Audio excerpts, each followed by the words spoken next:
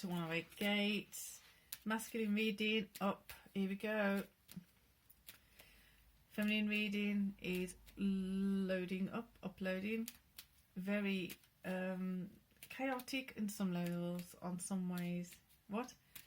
On some level, in some ways. So being careful, being aware of what's happening, being careful in our emotional space. The Divine Masculine is, right, we've got the gratitude. I'm not even going to assume what this is about after what's going on in the Divine Feminine. Divine Feminine is really having to look at things in a different way, really having to grasp certain things that need to be done and kind of just get them done, as opposed to just hiding from things. Fortitude, be brave and dig deep. So masculine is also going to that space of you need to just figure out what's going on and go for it. But it feels like the Divine Masculine energy has a lot more grasp of what it's going to take to get there. The gratitude of being supported, the gratitude of acknowledging what's needed to be done, the gratitude of having the strength and the endurance to go forward. In the Divine Feminine, endurance came up as something that needs to be worked on. Queen of Wands, interesting, there was King of Wands in the feminine reading, and the King of Wands in the feminine reading wasn't exactly doing its job properly as a gatekeeper. Interesting that the Queen of Wands is here now. It's like the King of Wands wasn't quite understanding the emotional impact of certain things, and now the Queen of Wands is here to make sure that certain things are taking place in the masculine energy. Let's see more so of what this actually is about. So you've got Seven of Wands, that level of conflict, that level of making sure that things are done in a particular way, but someone or something or a external force is not liking how things are going. This keeps coming up. It keeps being a repetitive energy the last few days, especially the last 2 days is really strong. Something that you're working towards or you're moving towards, something doesn't like you moving away from them, away from it and towards something else. So they're keeping you stuck, keeping you locked in, or you're going to start seeing evidence of where they've built up that kind of hold over you or hold on you in the past, and then it's about a matter of eradicating that, releasing that, clearing that, untangling yourself from that. So it really is quite an intense energy, to be honest. Eight of Wands, the quicker and sooner you get your head around this, the sooner you understand what this actually is about and how it's going to work for you or how it's not working for you, the quicker you're going to make progress. Be brave and dig deep. So this Eight of Wands here is about communicating to yourself in a particular way, communicating truthfully to yourself. There's no so in the feminine reading there's no room for wounding healed wounds, and there's no room for carrying the wounds, and here it's feeling like there's no room for being in denial about certain things, and there's no room for actually ignoring certain things. So you've got to press forward, got to press down and deep within yourself to make sure that you're creating and have the perfect or more ideal foundation within yourself, not looking externally for certain things. Go into the internal energy, go into the foundation within yourself. Where has that been disrupted? Where has that been misled? Strength. In these conflicts, have strength. In these conflicts, don't give in. In these conflicts, make sure you're really, really making a point of what you need and how you need it to be, and actually go with it and for it. Because if you're not being an advocate of what you need and how you need it, how can someone else do that? How can someone else respect what you're saying and what you're doing and what you're needing if you keep backtracking yourself? Again, a bit of a grimace in that space, like Queen of Wands.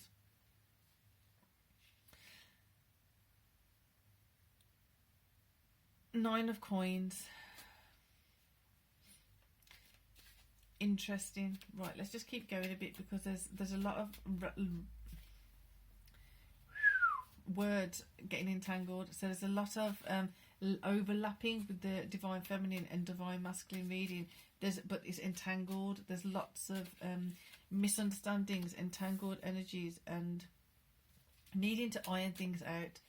I used ironing as an analogy in the divine feminine reading. You can check the divine feminine reading out to get more of an idea of what I was talking about. There's just wounds everywhere.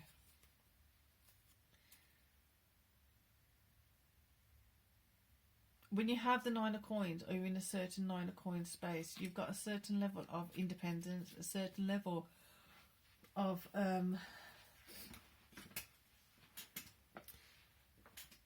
resources available. You've got a certain level of leeway. The issue is that these particular wounds, whatever they are, keep coming back up and then re-wounding, or they're still not fully healed, they're still not fully cleansed or purified. So in that process, it feels as though the wounds that are coming back up are really, really needing your attention, but not to get stuck in it.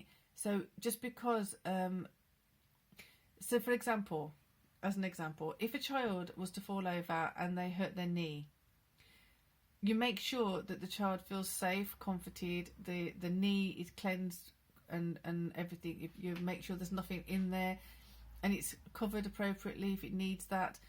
But you don't just talk on for days and days and days and days about, oh my goodness, it was so horrendous that you fell on your knee and let's check your knee again. Like you check the knee, make sure it's not infected or anything like that, and then you move on.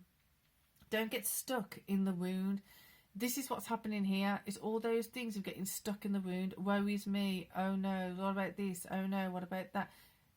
So just keep moving away from it. But there are certain things, and this is the discernment. This is where you've got to get your clarity.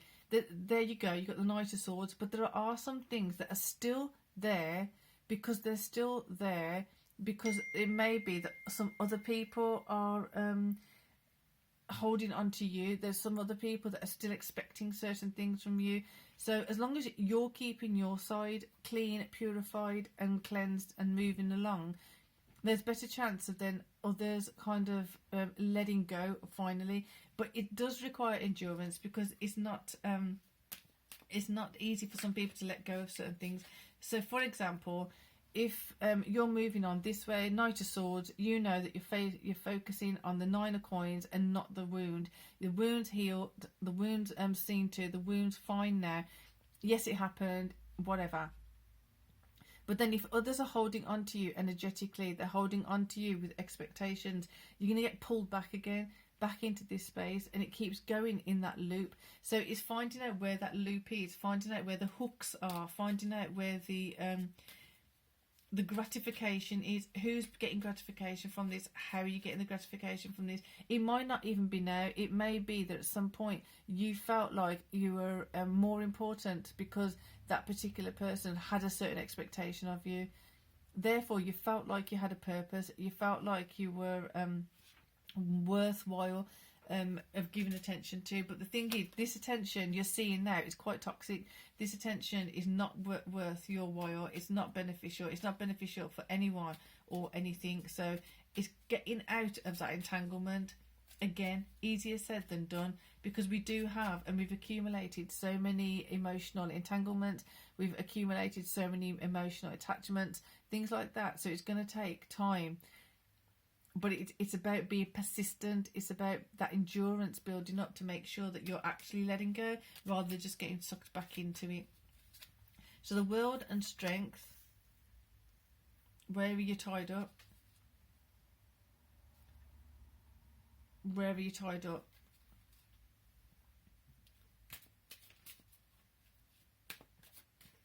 You're being bound. You are bound by certain things. You need to identify them and let them go. If it's resonating, if it's not resonating, let it go. Just let it go. Right, King of Cups coming in. There's certain things can be alleviated. Why the King of Cups? Let's find out.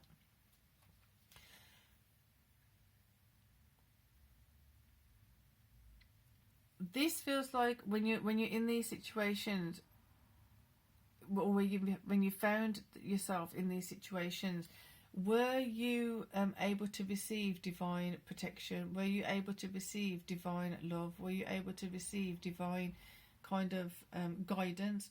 Or did you keep yourself in a limbo? Have you been in limbo? Because here it feels like there's a certain level of gratification of being stuck in that situation. And it's not because you wanted to, it's because there's a level of exhaustion. It's like you're fighting something,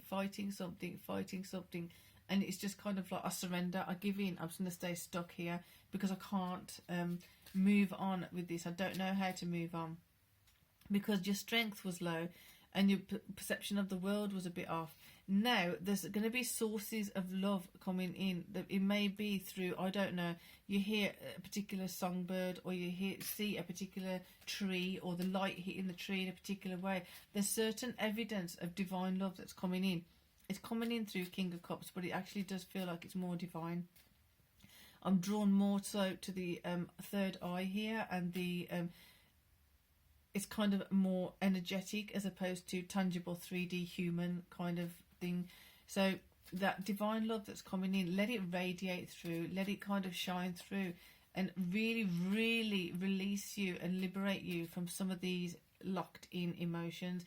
Therefore, when this happens, you'll be seeing things more so you'll be seeing the world from a loving perspective. You'll be seeing yourself in the world in a stronger manner, in a stronger capacity, which will help you then understand how you're going to move forward from this conflict.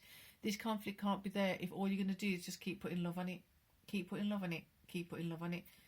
Many examples are coming up.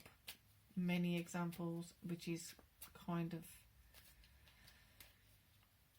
It kind of illustrates that it's not just once or twice or 3 times. It may have to be repetitive, that you keep just being in the space of love. Bring yourself back into love.